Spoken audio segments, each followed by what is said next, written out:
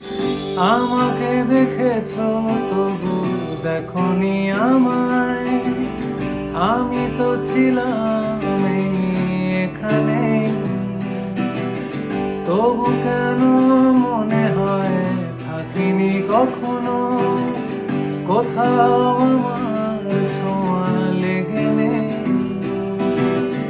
নেই যে উপায় এই কুয়াশায়, জেনে রেখো আর ফেরা হবে না আমায়।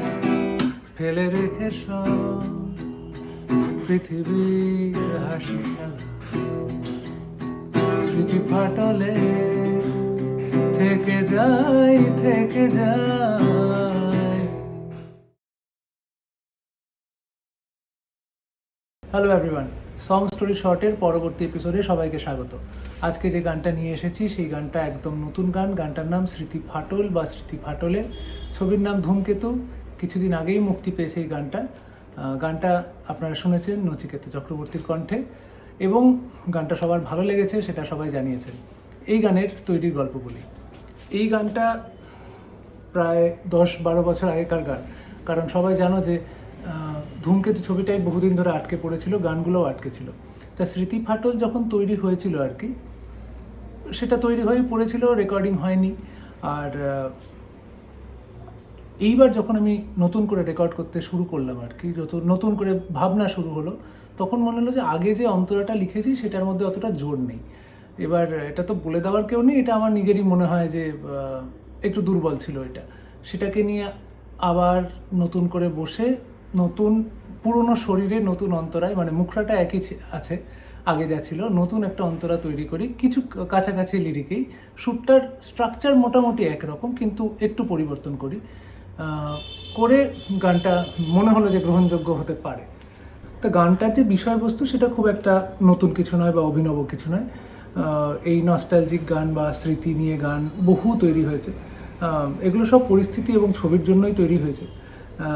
এখানেও দেব যে চরিত্রটি প্লে করছে, সে তার পুরনো জায়গায় আসছে, সে এক জিনিস দেখছে এবং দেখে তার অনেক কিছু মনে পড়ছে এবং ব্যাকগ্রাউন্ডে তখন এই গানটা হচ্ছে এবং কৌশিকদার প্রয়োজন ছিল এই গানটার, যে কারণ গান তো গল্পের ন্যারেশনে খুব হেল্প করে, গল্পটাকে এগিয়ে নিয়ে যেতে হেল্প করে।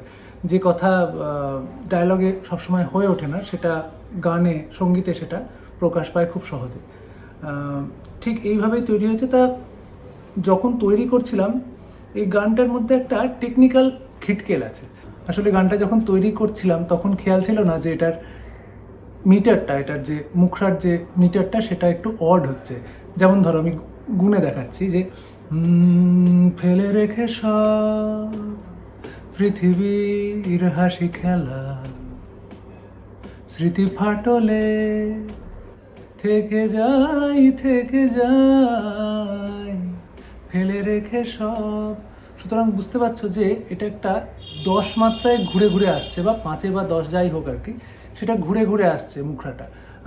নর্মালি 8 হয়, 6 হয়, এবার 2 মাত্রা এক্সট্রা হয়ে গেছে। এবার সেটা যখন আমি ট্র্যাক করছি আর কি, যখন এটার প্রোগ্রামিং শুরু করছে বেবিদা আমায় জিজ্ঞেস করছে যে এটা কি রাখবো না এটা কি ঠিক করবে। তা আমি বলছি না, এটা যখন তৈরি হয়ে গেছে ওভাবেই থাক। পরে অন্তরাটা আবার নর্মাল মিটার আসে, কিন্তু অন্তরার শেষে যেটাকে ক্রস বলি আমরা, তাতেও একটা তালের খিটকেল আছে। আসলে এই ধরনের গানগুলো 2-2 করে গুনলে একটু সুবিধা হয়। বাট এনিওয়ে, পরে মানে মনে হয় যে প্রত্যেকবারই গান তৈরি করার সময় মনে হয় নতুন কী করছি, এটা করতে করতে এটার মধ্যে এটার নতুনত্ব আছে বলা যেতে পারে। এবং পরে নচিদা যখন ডাব করতে আসছে, নচিদাও জিজ্ঞেস করছে এই গানটা কী হলো, এটা মিলছে না কেন। তার একটাই কারণ হচ্ছে এটা অড, মানে মুখরাটা আর অন্তরাটা একই তালে নেই, এবং মুখরাটা যেরকম তালে আমরা অভ্যস্ত পপুলার গান শুনতে তার চাইতে একটু বাইরে আছে। তা আমার খুবই ভালো লাগে আর কি অড কাউন্ট, এবং এগুলো আমাদের কি বলবো, জীবনের তো অনেক রকম রস আছে, তাই রস আস্বাদন করতে মানে যে ইচ্ছেটা, যে প্রবণতা থাকে, সেটা আমার মধ্যে আছে এবং আমার মনে হয় যে এই রসটার থেকে আমি কেন বঞ্চিত হব, এটাও একটু ট্রাই করে দেখি।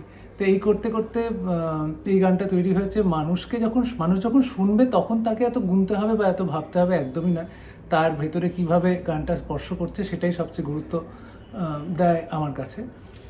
কিন্তু এটা হচ্ছে যারা মেকাররা তাদের মজা আর কি, আর কিছুই না। এমন না যে সবাইকে এটা করতে হবে বসে বসে। থ্যাংক ইউ সো মাচ এই এপিসোড শোনার জন্য। আবার পরবর্তী এপিসোডে দেখা হচ্ছে।